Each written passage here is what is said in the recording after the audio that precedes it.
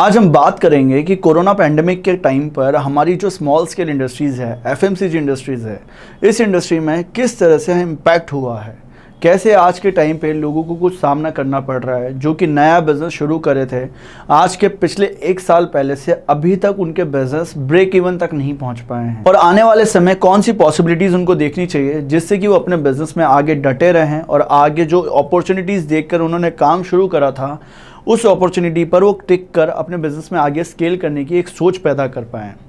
मेरा नाम है यदु चतुर्वेदी और मैं फाउंडर हूँ कामकाजी.com का। आज हम बात करेंगे आपसे रिलेटेड, आपके बिज़नेस से रिलेटेड कि अगर हमें छोटे जो हमारे बिज़नेस होते हैं, यहाँ पर हमारे पास में इन्वेस्टमेंट भी कम होता है। एक तरह से हमारे पास में कोई इन्वेस्टमेंट अगर ज़्यादा होती तो हम इस तरह के टाइम पर आगे बिज़नेस में हमारी कैपिटल को यूज़ कर पाते हैं, साथ ही हम सर्वाइवल, रेंट और ये सब चीज़ें मैनेज कर पाते हैं। पर हमारे पास में सबसे बड़ा जो एक ड्रॉबैक होता है वो होता है इन्वेस्टमेंट कम होता है, स्मॉल बिजनेस है। तो यहाँ पर किस तरह से हमें आगे स्कोप देखना है ताकि हम टिके रहें। जैसे कि एक एग्जांपल देकर आपको समझाता हूँ। आपने देखा होगा कि पतझड़ का जैसे ही मौसम आता है, तो पतझड़ का जैसे मौसम आता है, पेड़ पे लगे हुए जो पत्ते होते हैं, जो कच्चे रहते हैं या बहुत मुरझा जाते हैं, वो पेड़ों से गिर जाते हैं। फिर स्टार्टिंग में ऐसा लगता है कि अब ये पेड़ ख़राब हो गया है, बट एक्चुअल में ये एक प्रोसेस है प्रकृति का। उसी तरह से हमारे पास में भी एक अपॉर्चुनिटी है जिसको हम देख सकते हैं। अगर आप बिज़नेस के बहुत स्टार्टिंग वाले फेज़ में हैं, सर्वाइवल मोड में हैं, तो ये कहानी आपके लिए बेनिफिट देगी आपको। देखिए कैसे, जो एक पेड़ होता है स्टार्टिंग में पतझड़ झेलता है, फिर नए पत्ते उसमें आते हैं और फिर नए पत्ते आने के बाद में वो पेड़ हरा भरा हो जाता है। उसी तरह से आप और हमारी इंडस्ट्री में, सबके इंडस्ट्री में एक प्रकृति का ऐसा नियम काम करता है। जो भी लोग कच्चे पक्के मन से उस इंडस्ट्री में काम कर रहे होते हैं, किसी भी फील्ड में आप आजमा कर देख लीजिएगा, जो लोग आधे मन से काम करते हैं किसी भी काम को, जब उस इंडस्ट्री में या उस काम में एक बहुत बड़ी रुकावट दिखने लग जाती है तो वो लोग उस इंडस्ट्री से पीछे हट जाते हैं, उस काम को बीच में छोड़ देते हैं।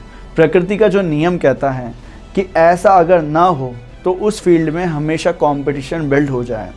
बट अगर ऐसा होता है तो जो लोग आधे अधूरे मन से काम कर रहे होते हैं वो चले जाते हैं, तो कंपटीशन भी कम हो जाता है। और जिन लोगों के पास में एक प्रॉपर विजन होती है वो लोग टिके रहते हैं और अपने बिजनेस आगे से आगे बढ़ जाते हैं। तो ये कहानी से अगर आपको मोटिवेशन मिली है तो अभी के अभी वीडियो को लाइक कर दीजिए, साथ ही कमेंट में जाकर बताइएगा कि आप इस कहानी से क्या सीख पाए हैं।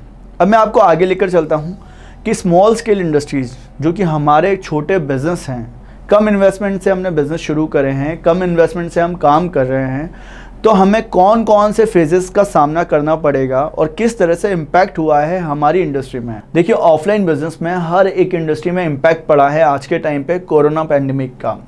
आप किसी भी बिज़नेस को उठाकर देख लीजिए, वहाँ पर सप्लायर्स को देख लीजिए, होलसेलर्स को देख लीजिए, डिस्ट्रीब्यूटर्स को देख लीजिए, मैन्युफैक्चरर्स को देख लीजिए, सबके सामने एक चैलेंज आ रहा है कि कोरोना पैंडेमिक के कारण सप्लाई नहीं पहुँच पा रही है, प्रोडक्शन जितना कर रहे हैं उतनी डिमांड नहीं आ पा रही है। चाहे हम अगर देखें एफएमसीजी इंडस्ट्री में या फिर हमारी नॉन ब्रांडेड इंडस्ट्रीज़ को देख लें, हर एक तरह से फूड इंडस्ट्री भी देखी जा सकती है, हर इंडस्ट्री में ये इम्पैक्ट है। देखिए, सर्वाइवल मोड क्या होता है? बिज़नेस का वो फेज़ होता है जब तक हमारे पास में बहुत अच्छा रिपीट कस्टमर नहीं आने लग जाता, हम अपने प्रोडक्ट्स को मार्केट में सेट नहीं कर देते, डिमांड को नहीं पहचान लेते, तब तक अगर हम काम करते रहते हैं वो हमारा सर्वाइवल मोड होता है।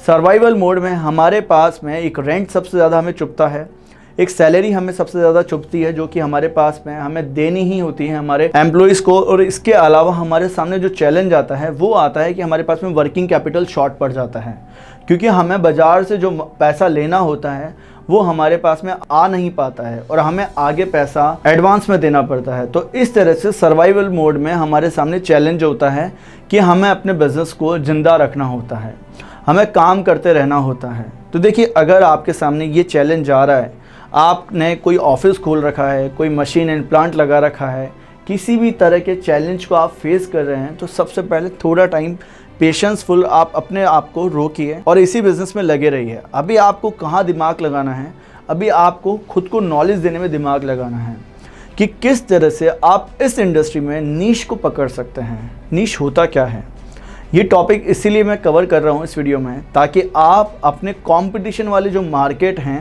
उनसे आगे अलग होकर अपनी एक मार्केट क्रिएट कर पाएँ। जैसे कि हर एक इंडस्ट्री में एक कस्टमर प्रीमियम प्रोडक्ट परचेज़ करता है, एक कस्टमर मासेस वाले जो कस्टमर्स होते हैं जो कि कम प्राइस वाले प्रोडक्ट्स परचेज़ करते हैं, उस तरह के कस्टमर्स होते हैं। वहाँ पर बहुत सा कंपटीशन होता है, पर प्रीमियम मार्केट्स में कम कंपटीशन होता है। इसके अलावा एक ऐसा कस्टमर होता है जिसे अलग अपना कस्टमाइज प्रोडक्ट चाहिए होता है।